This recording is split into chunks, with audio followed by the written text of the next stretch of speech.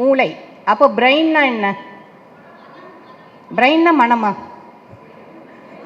ஓ சரி, மைண்டுனா மனம், ஓகே, பிரெயின்னா மூளை. ஸோ இந்த மைண்டை பற்றி ஏன் ஃபஸ்ட்டு ஸ்ட்ரெஸ் பண்ண விரும்புகிறேன்னா, மைண்டில் நமக்கு 3 விதமான இது இருக்குது. Conscious mind, subconscious mind, super conscious mind. அதான் நிறைய டைப்ஸ்லாம் நீங்கள் நெட்டில் போனோன்னா ஏகப்பட்ட இதெல்லாம் சொல்லுவாங்க. பட் முக்கியமானது இந்த 3 தான் எடுத்துக்கணும். இதில் கான்ஷியஸ் மைண்டுனா என்னென்னா, நம்ம அவேக்காக நம்ம முழிச்சிட்ருக்க டைமில் நம்ம அன்றாடம் செய்யக்கூடிய செயல்களை வழி நடத்துறது கான்ஷியஸ் மைண்ட். இப்போ நம்மளோட 5 புலன்களும் அதை உணர்ந்து செய்யக்கூடியதான் இந்த கான்ஷியஸ் மைண்ட். ஃபார் எக்ஸாம்பிள், காலையில் 6 மணிக்கு பெல் அடித்த மாதிரி நம்ம எந்திரிச்சிருந்தோம். ஸோ டீ போடுறோம், பிரேக்ஃபாஸ்ட் பண்ணுறோம், குழந்தைகளை ஸ்கூலுக்கு அனுப்புகிறோம். இப்படி நம்ம டெய்லி பண்ணக்கூடிய நம்ம ரொட்டீன் இது. சரி, இன்றைக்கி ஆஃபீஸ்க்கு போகிறோம், இந்த வேலை இருக்குது, இது எல்லாமே டிசைன் பண்ணி நம்ம பண்ணிகிட்டு இருக்கிறது நம்மளுடைய conscious mind. So subconscious mind அப்படின்னா என்னென்னா, இந்த சப்கான்ஷியஸ் மைண்டு தூங்கவே தூங்காது. கான்ஷியஸ் மைண்டு நம்ம டே டு டே ஆக்டிவிட்டி நம்ம பண்ணுறதுக்கு நம்ம கூடயே இருக்கும். பட் இந்த சப்கான்ஷியஸ் மைண்ட் ஈவன் நீங்கள் தூங்கிட்டு இருக்கும்போது கூட அதை அலர்ட்டாக அவேக்காக இருக்கும். என்ன இதுக்கு நம்ம தமிழில் நம்ம சொல்லுவோம், இங்கிலீஷில் கட் ஃபீலிங் அப்படின்னு சொல்லுவாங்க. தமிழில் நமக்கு என்னுடைய உள்ளுணர்வு சொல்லுது அப்படின்லாம் நிறைய பேர் பேசியிருப்பீங்க. ஸோ அந்த உள்ளுணர்வுன்னு சொல்கிறது தான் சப்கான்ஷியஸ் மைண்ட். இந்த சப்கான்ஷியஸ் மைண்ட் என்ன பண்ணணும்னா, நம்ம சின்ன வயசுலேருந்து நம்ம பார்த்த விஷயங்கள், கேட்ட விஷயங்கள், பழகுனது எல்லாமே அதில் ஸ்டோர் ஆகிட்டே வரும். ஸோ அதுதான் பெரியவங்க எப்போவுமே சொல்கிறது, எப்பவும் பாசிட்டிவ் நோட்டை நோக்கியே போகணும்னு சொல்கிறது. பாசிட்டிவிட்டி நிறைய நம்ம ஸ்டோர் பண்ணி நம்ம மனசுக்குள்ளே வச்சுட்டே இருந்தோன்னா, நமக்கும் சில சேலஞ்சஸ், ப்ராப்ளம்னு கூட நம்ம வார்த்தையில் யூஸ் பண்ணக்கூடாது, சில சேலஞ்சஸ் வரும்போது நம்ம சப்கான்ஷியஸ் மைண்ட்டை போய் அதை சொன்னோன்னா நமக்கு அதுக்குண்டான சொல்யூஷன், விடை கிடைக்கும். அதுக்கு உதாரணமாக என்னென்னா, சில ஸ்டாஃப்ஸ் எங்கள் ஹாஸ்பிட்டலையும் எடுத்துக்கோங்க. சிலவர் ரொம்ப டென்ஸ்டாக இருந்தால் நான் சொல்லுவேன், கொஞ்சம் போய் go and take some nap அப்படிமா, கொஞ்சம் தூங்கி எழுந்திரிச்சிட்டு வாம்போம். தூங்கி எழுந்திரிச்சிட்டு வந்தோடனே கொஞ்சம் ஃப்ரெஷ் ஆகிட்டு அவங்க ஒர்க் பண்ண ஆரம்பிப்பாங்க. அது என்னென்னா, அவங்க தூங்கும்போது இப்படிலாம் டிஸ்டர்ப்டாக இருக்குது அப்படின்னு அவங்களோட சப்கான்ஷியஸ் மைண்டில் பேசிட்டு படுப்பாங்க. எந்திக்கும் போது இல்லை நீ நல்லா இருக்கேன்னு ஒரு சொல்யூஷன் கிடைக்கும். இன்னொரு சப்கான்ஷியஸ் மைண்ட் அமெரிக்காவில் ஒரு ஸ்டடி பண்ணுறாங்க. அதில் அந்த குழந்தைகளுக்கு கோல் செட்டிங் கொடுக்காங்க. இப்போ நம்ம ஊரில் மேக்ஸில் 100க்கு 100 எடுக்கணும்னு நம்ம சொல்லுவோம். ஸோ அங்கே அவங்களுடைய ஸ்டடீஸில் ஒரு கோல் செட்டிங் கொடுத்துட்டு you go and talk to your subconscious மைண்டுன்னு சொல்கிறாங்க. அப்படின்னா என்னென்னா, நைட்டு அந்த குழந்தைய தூங்க போகிறதுக்கு முன்னாடி அதோடைய மனசில் என்னோடய எக்ஸாமில் நான் இந்த லெவல் கிரேட் ஏ எடுக்கணும் அப்படின்னு சொல்லிவிட்டு அந்த குழந்தைங்க படுக்கிறாங்க. காலையில் எந்திக்கும் போது அவங்க சப்கான்ஷியஸ் மைண்ட் அதுக்கு ஒரு சொல்யூஷன் கொடுக்குது. என்னென்னா, நீ டெய்லி அரை மணி நேரம் தான் படிக்கிற, இனிமேல் 2 ஹவர்ஸ் படி, இந்த டைம்குள்ளே இந்த லெசன்ஸை முடிப்பேன், டார்கெட் ஃபிக்ஸ் பண்ணு. அப்படி அந்த எந்த குழந்தைகளாம் சப்கான்ஷியஸ் மைண்டோட டச்சில் இருந்தாங்களோ அவங்க நெக்ஸ்ட் லெவல் அச்சீவ் பண்ணாங்க.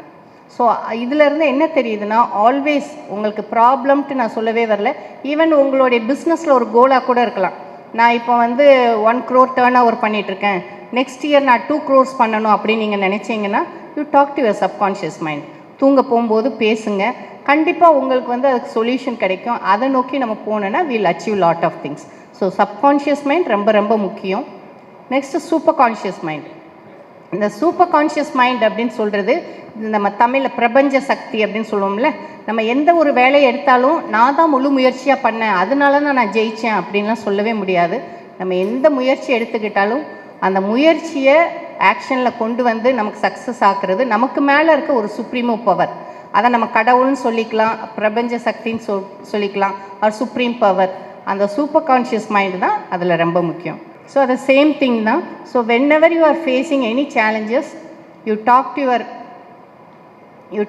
Subconscious mind. அதுக்கு ஒரு சொல்யூஷன் கிடைக்கும். அந்த சொல்யூஷனை நம்ம ஆக்ஷனில் கொண்டு வரணும். அந்த ஆக்ஷனில் கொண்டு வரும்போது அந்த சூப்பர் கான்ஷியஸ் மைண்ட் அது ஹெல்ப் பண்ணி நமக்கு சக்ஸஸ்ஃபுல்லாக உண்டாக்கும். Next line. ஸோ இப்போ மைண்டை பற்றி உங்களுக்கு ஓரளவு கிளாரிட்டி கிடைச்சிருக்கும். அடுத்து பிரெயின். நமக்கு எத்தனை பிரெயின் இருக்குது? 2 பிரெயின். Very good. வேறு 2 3 4 2. எல்லாருக்கும் 2 பிரெயின். சரி, நீங்கள்லாம் செம பவர்ஃபுல்லாக இருக்கிறீங்க. எனக்கு ஒரு பிரெயின் தான் இருக்குது. ஆக்சுவலாக பிரெயின்ங்கிறது ஒன்று தான். அந்த ஒன்று 2 ஹாஃப்ஸாக இருக்கும், 2 பகுதிகளாக இருக்கும். வலது மூளை இடது மூளைன்னு 2 பகுதியாக இருக்கும். ஸோ அந்த பிரெயினை நம்ம ஆக்டிவாக வச்சுக்கணும் அப்படிங்கிறதுக்கு நிறைய விஷயங்கள் நம்ம ஃபாலோ பண்ணணும். First thing sleep. நான் நேற்று சொன்ன மாதிரி 8 hours கண்டினியூஸ் ஸ்லீப் நம்ம ஹியூமன் பிரெயின் பாடி எல்லாத்துக்குமே தேவை. 8 மணி நேரம் எனக்கு தூங்க முடியாது, அட்லீஸ்ட் 6 மணி நேரமாக தொடர்ந்து தூங்குங்க. 2 மணி நேரம் இந்த ஸ்கூலுக்கு பிள்ளைக்கு அடுத்த நாள் பரீட்சைக்கு 2 மணி நேரம் தூங்கும், திரும்ப எந்திரிச்சு படிக்கும், திரும்ப தூங்கும். அப்படி பண்ணுறது தப்பு. நம்மளுக்கு வந்து பிரெயினுக்கு வந்து ஒரு 6 ஹவர்ஸ் கண்டினியூஸ் ஸ்லீப் இருந்தால் தான் அது ஆக்டிவாக இருக்கும். ஸோ நெக்ஸ்ட்டு வந்து ஆக்சிஜன் பிரெயினுக்கு தேவை. அதே மாதிரி பியூர் வாட்டர், நல்ல தண்ணி குடிக்கணும், 3 to 4 லிட்டர்ஸ் தண்ணி குடிக்கணும். மென்டல் எக்ஸசைஸ், இந்த மென்டல் எக்ஸசைஸை பற்றி நான் ஸ்ட்ரெஸ் பண்ண விடுறேன். இப்போ நம்ம நிறைய அல்சீமஸ் டிசீஸ் பார்க்குறோம். அல்சீமஸ் டிசீஸ்னால் மறதி நோய். இப்போ வயசானோடனே இப்போ ஈவன் இதிலே ஒரு 45-50 வயசுலலாம் கூட இப்போ வர ஆரம்பிச்சிருது. அதுக்கு காரணம் வந்து நம்ம பிரெயினை ஆக்டிவாக வச்சுக்கிறதே இல்லை. நம்ம நினைக்கிற மொபைலில் நோண்டி யூடியூப் வாட்ஸ்அப்பே பார்த்துட்டு இருந்தோம்னா பிரெயின் ஓகே ஆயிரும். அது கிடையாது. நான்லாம் ஸ்கூல் படிக்கும்போது ஸ்கூலில் போன உடனே ஃபஸ்ட்டு மாரல் சயின்ஸ்னு ஒரு பீரியட் இருக்கும். அதில் நான் கிறிஸ்டியன் ஸ்கூலில் படித்தேன், எல்லாம் பைபிள்லாம் சொல்லி தருவாங்க. அடுத்த 5 minutes வந்து மென்டல் சம்ஸ். எல்லோரும் எந்திரிச்சு நிற்கணும். 2 into 2 5 + 1 இந்த மாதிரி சிம்பிள் மென்டல் சம்ஸ் சொல்லுவாங்க. கடகடன் 10 சம் போட்டு முடித்த உடனே எல்லாத்துக்கும் கரெக்ட் பண்ணுவாங்க. இது எதுக்குன்னா அந்த காலத்தில் தெரிஞ்சோ தெரியாமலோ நம்ம பிரெயினை வந்து நல்லா டியூன் பண்ணிகிட்டே இருந்திருக்காங்க. அதே தான் சொல்கிறேன். மென்டல் சம்ஸ் நீங்கள் இப்போ பெரியவங்களாம் இருக்கீங்க, உங்கள் வீட்டில் உங்கள் குழந்தைகளையோ உங்கள் பேர பிள்ளைகளையோ யார்கிட்டனாலும் 1 digit சம் போட சொல்லுங்கள். டெய்லி ஒரு 5 கணக்கு பண்ணுங்கள். 5 + 5 நான் வந்து 1400 × 1500 அப்படிலாம் பண்ண சொல்லலை. சிங்கிள் டிஜிட்டில் சம்ஸை நீங்கள் போட்டு சொல்லிக்கிட்டே இருந்தீங்கன்னா உங்கள் மூளை சுறுசுறுப்பாக இருக்கும், மறதி நோய் வரவே வராது. ஸோ மென்டல் சம்ஸ் வந்து மென்டல் எக்ஸசைஸ் ரொம்ப முக்கியம். இல்லை எனக்கு அந்த மாதிரி சம்ஸ் போடுறதுல இன்ட்ரெஸ்ட் இல்லை, ஓகே இந்த பேப்பர்லலாம் குறுக்கெழுத்து போட்டி பசில்ஸ்லாம் வரும்ல, பசில் சால்வ் பண்ணுங்கள். அந்த இதில் புதிர் அதெல்லாம் சால்வ் பண்ணுங்கள். அதாவது உங்கள் பிரெயினை வந்து எப்போவுமே டீஸ் பண்ணி ஆக்டிவாக வச்சுக்கணும். அது ரொம்ப முக்கியம். நெக்ஸ்ட்டு ஹெல்த்தி ஃபுட்டை பற்றி நான் அடுத்து பேச போகிறேன். அடுத்து ஸ்போர்ட்ஸ் ஆக்டிவிட்டி, கண்டிப்பாக எக்ஸசைஸு ஒரு சின்ன ஸ்போர்ட்ஸ் ஆக்டிவிட்டி இருந்தால் நல்லது. அண்டு விட்டமின்ஸ் அண்ட் மினரல்ஸ் நம்ம எடுக்கிற ஃபுட்டில் வந்து அதிகமாக இருக்கும். நெக்ஸ்ட் ஸோ நான் இப்போ சொன்னோம்ல left and right brain. So இதில் வந்து ரொம்ப முக்கியமானது நீங்கள் பார்க்க வேண்டியது அந்த லெஃப்ட் பிரெயின் பார்த்தீங்கன்னா it's loaded with facts and figures. நம்ம ஸ்கூலில் படித்த நம்மளோட கணக்கு, ஃபிசிக்ஸ், கெமிஸ்ட்ரி எல்லாமே அதில் ஸ்டோர் ஆகிருக்கும். இப்போ வாட்டர் அப்படின்னு எடுத்துக்கிட்டிங்கன்னா H2O ஃபார்முலா, அது அதில் நம்ம படித்ததை அப்படியே ஸ்டோர் ஆகிருக்கும். ஸோ அந்த லெஃப்ட் பிரெயின் வந்து என்னதெல்லாம் நீங்கள் படிக்கிறீங்களோ அதை ஸ்டோர் பண்ணிவிட்டு ஃப்யூச்சரில் நமக்கு ஏதாவது ஒரு அப்ளிகேஷன் தேவைப்பட்டனா அதுலேருந்து எடுத்து நமக்கு கொடுக்கும். ஸோ லெஃப்ட் பிரெயின் வந்து நம்ம படிப்பால் நாலேஜால் லோட் ஆகிருக்கும். அதே இது ரைட் பிரெயின் எடுத்துக்கிட்டிங்கன்னா இட்ஸ் அ க்ரியேட்டிவ் பிரெயின். யாருக்கெல்லாம் ரைட் பிரெயின் நல்லா டாமினண்ட்டாக இருக்கோ அவங்க வந்து சக்ஸஸ்ஃபுல்லாக இருப்பாங்க லைஃப்பில். அதுக்கு ஒரு பெரிய எக்ஸாம்பிள் வந்து கலைஞர் கருணாநிதியை சொல்லலாம். அவர் 90+ ஏஜ் வரைக்கும் இருந்தார். அவ்வளோ ஹாப்பியாக அவ்வளோ ஹியூமரஸாக அவர் இருந்தார். ஏன்னா அவர் ஒரு ரைட் பிரெயின் வந்து நல்ல க்ரியேட்டிவிட்டியோடு நல்லா இருந்துச்சு. ஸோ இந்த க்ரியேட்டிவிட்டிக்கு மற்றது எக்ஸாம்பிள் சொன்னா இருந்தேன்னா ஈவன் டேரக்டர்ஸ், இவங்க ஃபில்ம் மேக்கர்ஸ், அவங்கெல்லாம் ஒரு இல்லாத ஒரு கதையை இருக்கிற மாதிரி கனவு கண்டுட்டு அவங்க எழுதுகிறாங்க. அதே மாதிரி லாயர்ஸ் அப்படியே இன்ஸ்டண்ட்டாக கோர்ட்டில் அவங்களுக்கு வந்து எதிர்த்தாப்பில் அவங்க ஆர்கியூ பண்ணுறது இருக்கட்டும், ஆர் பொய் சொல்கிறது இருக்கட்டும், அதெல்லாம் நடக்கும். பொலிட்டீஷியன்ஸ் இவங்க எல்லாத்துக்குமே க்ரியேட்டிவ் பிரெயின் இருக்கும். And of course as a doctors எங்களுக்கும் இருக்கும். ஏன்னா நாங்கள் வந்து புக்கில் நாங்கள் படிச்சிருக்கோம் எல்லா டிசீஸு, இந்த இதுக்கு இந்த மருந்து இதெல்லாம். பட் வரக்கூடிய பேஷண்ட்ஸ் எல்லாம் அதே ப்ரெசன்டேஷனோடு இருக்காது, ஒவ்வொருத்தரும் ஒவ்வொரு மாதிரி இருப்பாங்க. ஸோ அப்போ எங்களுக்கு க்ரியேட்டிவிட்டி அந்த இதெல்லாம் நல்லா இருந்தால் தான் வி கேன் அப்ளை. உங்களை ஏன் இதை சொல்கிறேன்னா, க்ரியேட்டிவிட்டி நீங்கள் இம்ப்ரூவ் பண்ணும்போது அது நம்ம லைஃப்க்கும் ரொம்ப சப்போர்ட்டிவாக இருக்கும். இப்போ ஃபார் எக்ஸாம்பிள் உங்கள் க்ரியேட்டிவ் பிரெயின் நீங்கள் டெவலப் பண்ணிகிட்டே இருக்கீங்கன்னு வச்சுக்கோங்க. ஸோ உங்களுக்கு அடுத்த மாதத்தில் ஒரு லோனை செட்டில் பண்ணணுன்ட்டு இருக்குது. ஸோ என்னோடய டார்கெட் வந்து 50,000 ரூபா இன்னொரு 30 டேஸ்க்குள்ளே ரைஸ் பண்ணணுன்ட்டு இருக்கும். அப்போ இந்த க்ரியேட்டிவிட்டி நல்லா இருந்ததுன்னா யூ கேன் ஸ்டார்ட் திங்கிங், ஐயோ என்கிட்ட மணி இல்லையேன்னு உட்காந்து பயப்படுறதை விட இந்த மணியை வந்து நான் இந்த இதில் சேவிங்ஸ் இருக்கா அதை வச்சு அடைக்கலாம், அது என் ஃப்ரெண்ட்ஸ்கிட்ட பாரோ பண்ணலாம், இல்லை நானே என் ஜுவல்லில் ப்ளஜ் பண்ணிக்கலாம். அப்படி நிறைய இதை நீங்கள் திங்க் பண்ணுவீங்க. ஸோ இந்த க்ரியேட்டிவிட்டி செஷனை டாக்டர் வெங்கடேஷ் பாபு ஆஃப்டர்நூன் எடுப்பாங்க. ஸோ அந்த க்ரியேட்டிவிட்டி நல்லா இருந்ததுன்னா you can be successful in your business and your routine life. So இந்த ஃபுட் பிரமிட் நேற்று நான் சொன்னது தான். ஸோ இந்த ஃபுட் பிரமிடில் வந்து நம்ம அன்றாட சாப்பிட்ற சாப்பாடை தான் நம்ம எப்படி எடுத்துக்கணுங்கிறத சொல்கிறாங்க. ஸோ நம்ம கார்போஹைட்ரேட்ஸ் ஒரு காலத்தில் நம்மளோட எல்லா டயட்டுமே கார்போஹைட்ரேட் தான். ஈவன் இன்றைக்கும் நிறைய வீட்டில் கார்போஹைட்ரேட் தான் அதிகம் எடுத்துக்கிறோம். கார்போஹைட்ரேட்னா என்னென்னா தமிழில் மாவுச்சத்து பொருள்னு சொல்லுவோம். அது வந்து கிரைன்ஸ், அரிசி, உங்களுக்கு எல்லா வகையான சிறுதானியங்கள், கோதுமை, மைதா, ரவை, இது எல்லாமே வந்து தானியங்கள். அடுத்து வந்து ப்ரோட்டீன்ஸ்னால் புரதச்சத்து பொருள், அது எல்லா வகையான பயிறு, பருப்பு எல்லாம் வந்து ப்ரோட்டீன்ஸ். அடுத்து விட்டமின்ஸ் அண்ட் மினரல்ஸ் வந்து நம்மளோட ஃப்ரூட்ஸ் அண்ட் வெஜிடபிள்ஸில் அதிகமாக இருக்கும். ஃபேட்டுன்னு சொன்னேன்னா அது வந்து ஆயில், வெண்ணெய், நெய் இதெல்லாம் வந்து ஃபேட்டில் வரும். ஸோ இதில் நம்ம எப்படி எடுத்துக்கணுன்னா, முன்னாடி நம்மளோட டயட்டில் நிறைய கார்போஹைட்ரேட்லாம் எடுத்துகிட்டு இருந்தோம். பட் இப்போ நம்மளுடைய லைஃப் ஸ்டைல்லாம் மாற போய் நமக்கு என்ன நிறைய பேர் சின்ன வயசுலேயே டயபெட்டிக், ஹைப்பர் டென்ஷன் இதெல்லாம் வந்துடுது. ஸோ அதில் வராமல் தடுக்கிறதுக்கு நம்ம உணவு பழக்க வழக்கத்தை மாற்ற வேண்டியிருக்கு. ஸோ நிறைய ப்ரோட்டீன்ஸ் எடுத்துக்கணும். அதுக்கப்புறம் கொஞ்சமாக கார்போஹைட்ரேட்ஸ், நிறைய பேர் நோ கார்ப்ஸ் டயட்டு கூட போயிட்டாங்க. அடுத்து விட்டமின்ஸ் அண்ட் மினரல்ஸ் நிறைய எடுத்துக்கணும். ஃபேட் ரொம்ப ரொம்ப கம்மியாக எடுத்துக்கணும். இந்த மாதிரி நம்ம ஃபுட் ஹேபிட்ஸை மாற்றிட்டோன்னா நோய்கள்லேருந்து நம்மளை காத்துக்கலாம்.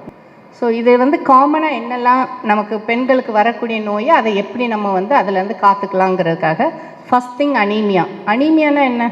இரத்த சோகை. Very good. இரத்த சோகைன்னு எதை வச்சு நம்ம ஃபிக்ஸ் பண்ணுறோம் எதாவது தெரியுமா? ஹீமோக்ளோபின். கரெக்ட். நம்மளோட ஹீமோக்ளோபின் பெண்களுக்குள்ள வந்து 13லேருந்து 15க்குள்ளே இருக்கணும். அந்த 13க்கு கம்மியாக இருந்தேன்னா அவங்களுக்கு வந்து இரத்த சோகைன்னு சொல்லுவோம். அதுவும் 10க்கு கீழே போகும்போது அவங்க கண்டிப்பாக ட்ரீட்மெண்ட் எடுத்துக்கணும் டாக்டர்கிட்ட போய். ஸோ அயன் டேப்லெட்ஸ் இல்லைன்னா இன்ஜெக்ஷன் என்ன தேவையோ அவங்க வந்து ப்ரிஸ்கிரைப் பண்ணுவாங்க. அதே இது 10 to 13க்கு இன்பிட்வீனாக இருக்குது அப்படின்னு சொன்னான்னா நம்மளோட உணவு பழக்க வழக்கங்கள், அதில் வந்து இரும்பு சத்து பொருள் அதிகமாக இருக்கிற உணவை எடுத்துக்கணும். இதுனா எல்லா வகையான கீரைகள், முக்கியமாக வந்து முருங்கைக்கீரை, அது வந்து அதில் இரும்பு சத்து அதிகமாக இருக்கும். அடுத்து அச்சு வெல்லம், பேரிச்சம்பழம், இந்த மாதிரி இதெல்லாம் நல்லா எடுத்துக்கிட்டிங்கன்னா உங்களுக்கு வந்து ஹீமோக்ளோபின் லெவல் நல்லா இம்ப்ரூவ் ஆகும். ஹீமோக்ளோபின் நம்ம இம்ப்ரூவ் பண்ணுறதுக்கு அயன் எடுக்கும் போதே கூடயே ப்ரோட்டீன்ஸும் சேர்த்து எடுக்கணும். அப்போ தான் அது வந்து நம்ம உடம்புல வந்து நல்லா ஸ்டோர் ஆகும். ஸோ இது ரொம்ப முக்கியம். ஏன் இந்த அனீமியாவை ஸ்ட்ரெஸ் பண்ணுறேன்னா, நாங்கள் அவுட் ஆஃப் எங்கள் ரொட்டீன் ஒர்க் போக நான் வந்து இந்த அனீமியா ஸ்க்ரீனிங் கேம்ப் பண்ணுவேன். ஸோ சாருடைய சொந்த ஊர் மூலக்கருப்பட்டி. ஸோ அங்கே போய் ஒரு கவர்மெண்ட் ஸ்கூலில் வந்து நான் 8th ஸ்டாண்டர்ட்லேருந்து 12th ஸ்டாண்டர்ட் வரைக்கும் உண்டான குழந்தைகளுக்கு போய் ஸ்க்ரீன் பண்ணேன். யூஸ்வலாக நாங்கள் வந்து டேட்டாஸ்லாம் படிப்போம். இந்தியாவில் வந்து பெண்கள் 50% மேலேயே பெண்கள் வந்து அனீமியாவில் இருக்கிறாங்க, அவங்க ப்ராப்பராக ட்ரீட்மெண்ட் எடுக்கலைன்னு சொல்லி. ஸோ நான் இந்த குழந்தைகளாவது நல்லா இருப்பாங்களேன்னு போய் பார்க்குறேன். குழந்தைகளே மோர் தென் 50%. அதில் ஒரு குழந்தையெல்லாம் நான் பார்த்தேன், அவளுக்கு வந்து 4 grams ஹீமோக்ளோபின். அந்த பொண்ணு எப்படி தான் சர்வைவ் ஆகிறானே தெரியல. அப்போ அவள் சொல்கிறா 3 ஸ்டெப்ஸ் நான் ஏறினோடனே மூச்சு வாங்குங்கிறான். ஏன்னா பிகாஸ் அவங்களோட பாவர்ட்டி, ஃபுட்டுக்கெலாம் ஒழுங்காக கிடைக்கல. அப்புறம் அவங்களுக்கு எல்லாத்தையும் நான் ஸ்க்ரீன் பண்ணி கவர்மெண்ட் ஹாஸ்பிட்டலுக்கு ரெஃபர் பண்ணி அவங்களுக்கு டானிக் கிடைக்கிறதுக்கெலாம் வழி பண்ணோம்.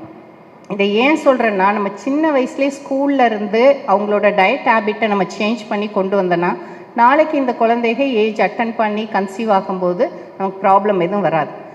கன்சீவ் ஆனவங்க அனீமியாவில் இருந்தாங்கன்னா ப்ரீடம் குறை மாதத்தில் குழந்தை பிறக்கும், டெலிவரிக்கு அப்புறம் ஓவராக ப்ளீடிங் ஆகும், நிறைய ப்ராப்ளம் இருக்குது. ஸோ நம்ம சின்ன வயசுலேருந்து ஃபுட் ஹேபிட்ஸை வந்து பார்த்துக்கணும். நெக்ஸ்ட்டு பிரஸ்ட்டில் என்னெல்லாம் வரலாம் நோய்? Breast cancer. எல்லாரும் சார் பக்கத்தில் இருந்தோடனே கேன்சர் ரொம்ப இன்ட்ரெஸ்டாக சொல்கிறீங்க. ஓகே, நெக்ஸ்ட் கொழுப்பு கட்டி வரலாம். ஓகே, வேறு ஏதாவது தெரியுமா? ஓகே. ஸோ பிரஸ்ட் கேன்சரை பற்றி நான் ரொம்ப சொல்லலை, சார் வந்து அதை பேசுவாங்க. ஸோ நீங்கள் கட்டி சொன்னீங்க, மார்பில் வர எல்லா கட்டியும் நிறைய பேர் தவறாக நினச்சிட்டு இருக்கிறது மார்பில் வர எல்லா கட்டியுமே கேன்சர்னு. அப்படி கிடையாது. அவங்க சொல்கிற மாதிரி கொழுப்பு கட்டியாக இருக்கலாம், ஆர் சாதாரண கட்டியாக இருக்கலாம். ஸோ அது என்ன கட்டிங்கிறத நாங்கள் டாக்டர்ஸ் முடிவு பண்ணுவோம். ஸோ இதில் எதுக்கு நான் இதை ஸ்ட்ரெஸ் பண்ணுறேன்னா, ஒரு மார்புன்னு எடுத்துக்கிட்டேன்னா அந்த மார்பில் வந்து ஈவன் அந்த காம்பில் ஏதாவது ஒரு கசிவு இருந்தால் கூட, அது பால் கசிவோ நீரோ ரத்தமோ வந்தாலும் அதுக்கு முக்கியத்துவம் கொடுங்க. அதெல்லாம் நார்மல் தான், சரியாயிரும்ன்ட்டு இருக்கக்கூடாது. இதுக்கு ஒரு எக்ஸாம்பிள் சொல்கிறேன். என்கிட்ட ஒரு ஸ்கூலில் ஒர்க் பண்ணுற ஒரு டீச்சர், நல்ல வெல் குவாலிஃபைடாக, அவங்க 12th ஸ்டாண்டர்டுக்கு எடுக்கிறாங்க. அந்த டீச்சர் என்கிட்ட வந்தாங்க, மேடம் எனக்கு இர்ரெகுலர் பீரியட்ஸ் அப்படின்னாங்க. ஸோ ஓகே, என்ன இது பண்ணி எனக்கு 2 மாதம் 3 மாதத்துக்கு ஒரு தடவை தான் பீரியட்ஸ் வரும். சரி, நான் அப்போ ஒவ்வொரு ஹிஸ்ட்ரியாக கேட்குறேன். எல்லாம் சொல்லி முடித்தாங்க. மார்பில் ஏதாவது அப்புறம் எனக்கு மார்பிலெலாம் ஒன்றுமே கிடையாது. இல்லை, நம்ம ரொட்டீனாக எக்ஸாமின் பண்ணும்போது நான் பண்ணுவேன்னு சொல்லிட்டு படுக்க வச்சுட்டு பார்க்குறேன், மார்பு காம்பில் இருந்து பால் கசிவு இருக்குது. அப்போ அவங்களுக்கு வந்து 45+ இருக்காங்க. அவங்கள்ட்ட நான் கேட்குறேன், இது எவ்வளோ நாளாக வருது? மேடம் இது வந்து ஒரு 6 months 1 year வந்துட்டுருக்குது. அப்போ அவங்கள்ட்ட நான் கேள்வி கேட்கும்போது அவங்க சொல்கிற பதில், அவங்க வெல் எஜுகேட்டட், அவங்க சொல்கிறாங்க, என்னுடைய ஃபஸ்ட் பேபிக்கு நான் வந்து 1 yearக்கு மேலே ஃபீட் பண்ணேன். என்னோடய செகண்ட் பேபி டெலிவரி பண்ணி ஒரு 2 months கூட ஃபீட் பண்ணல. நான் அதுக்கப்புறம் வேலைக்கு வந்துட்டேன்.